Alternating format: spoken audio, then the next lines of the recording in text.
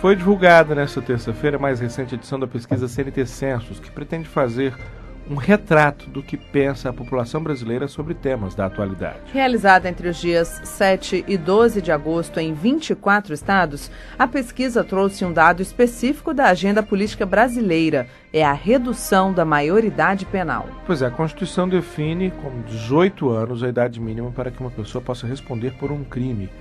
Mas há um forte movimento para reduzir a maioridade penal para 16 anos. Em 2007, a pesquisa mostrou que 81% dos entrevistados se disseram ser favoráveis à redução. E acontece que agora esse percentual que já era alto subiu ainda mais, chegando a 86%. Vamos saber como este indicador se reflete na tramitação de projetos de lei que tratam do tema. Bom, está conosco na linha a deputada Lilian Sá, do PR do Rio de Janeiro, que coordena a Frente Parlamentar em Defesa dos Direitos da Criança e do Adolescente e que tem defendido a manutenção da maioridade penal aos 18 anos. Estava prevista a participação também do deputado Onyx Lorenzoni, Democratas do Rio Grande do Sul, que é favorável à redução da maioridade, mas nós estamos tendo dificuldade de contato com o deputado. Deputada Lilian Sá, muito bom dia, muito obrigado por participar do Manhã no Parlamento. Bom dia Lincoln, bom dia Daniela, bom dia aos ouvintes do programa Manhã no Parlamento. Em primeiro lugar, deputada, eu queria saber o que a senhora acha desse comportamento da sociedade brasileira, qual seria a principal motivação dessa resposta de 86% dos brasileiros, segundo a pesquisa, serem favoráveis à redução da maioridade penal. Eu acredito que a população ela não entenda a complexibilidade do assunto, porque não é reduzindo a maioridade penal que nós vamos reduzir a violência. Nós temos alguns países que baixaram a maioridade penal e acabaram retornando. O Japão foi um. Ele baixou de 21 para 14 e retrocedeu quando ele viu que a criminalidade tinha aumentado no país. Em alguns países escandinavos, a maioridade é de 15 anos. E as penas, elas vão assim, eles fazem como serviços sociais, né? E só no último recurso é que eles aplicam a pena maior. Então eu acredito que a população ela não entenda o que é reduzir a maioridade penal. E nós também temos que entender o que é a idade adulta. Nós sabemos que os jovens, alguns são mais evoluídos, amadurecem mais, né? Ou ainda mais hoje em dia com a internet, com todas as informações que o adolescente ele, está exposto, né? A mídia está aí para alertar os jovens, né? Mas mesmo assim existem outros que não têm maturidade, né? Ele é facilmente influenciável por um adulto. Eu acredito que a maioridade penal ela não vai resolver os problemas, por exemplo, vamos dizer, dos presídios. Estão se debatendo tanto o problema que não tem presídios, que os presídios estão superlotados. Imagina a gente colocar um jovem de 16 anos dentro de uma cadeia junto com outros, né? Deveria então nós podemos fazer o quê? Se acha que a coisa está muito violenta, que os jovens estão abusando, nós podemos até fazer com que as penas elas sejam aplicadas de uma maneira mais rigorosa. Mas diminuir, eu acredito que não é a solução, não é o caminho. Deputada, hoje os números mostram, primeiro, que a nossa juventude está encarcerada, praticamente 4 de cada 5 presos têm idades até 24 ou 29 anos. Uhum. E mostram também que os presídios se tornaram verdadeiras escolas do crime, e a prova disso é a capacidade de reinserção dos jovens que deixam as penitenciárias, que é baixíssimo por culpa da própria sociedade, que ainda não aprendeu a lidar com essa situação. Se a situação fosse outra, nossos presídios, a exemplo do que são os presídios escandinavos, fossem verdadeiras escolas de reinserção desse indivíduo na sociedade, aí sim caberia a redução da maioridade penal? Aí eu acredito que sim, mas nós não estamos preparados para isso. O Brasil não está preparado para isso. Nós temos que acreditar na ressocialização do jovem. Né? Nós não podemos fazer com que os jovens vá para uma escola do crime. Nós temos que resolver o problema. Né? Não é mudando a lei que mudaremos a violência urbana que está instalada em todo o país. Nós temos que acreditar na recuperação dos jovens, né?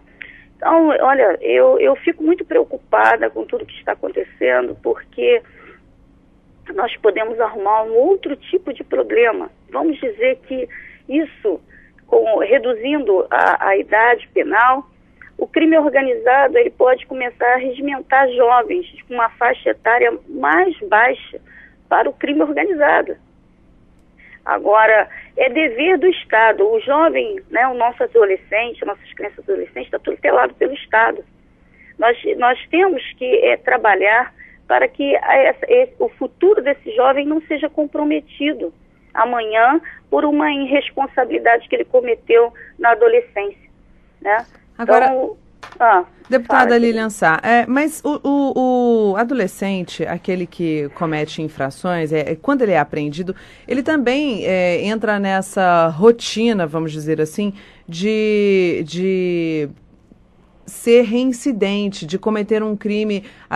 O jovem que entrou na criminalidade, às vezes ele é preso apreendido, né, várias vezes, entra num centro desses de atendimento a adolescentes infratores, fica lá 6 meses, 1 ano, às vezes completa até os 18 dentro do local e volta a cometer o crime. Então a gente tem que discutir aí, seria esses locais que deveriam cuidar desses adolescentes e não a maioridade penal, seria isso? Isso que eu estou dizendo. Porque a questão a questão é a seguinte, a gente pode considerar que o crime organizado vai sempre usar o adolescente com esse argumento de que ele não cumpre pena, de que ele não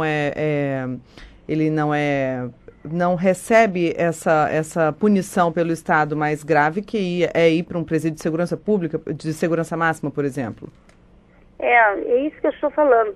Nós não temos, né, não há uma ressocialização nos moldes atuais, nos modelos atuais que nós temos. Falta a educação, né?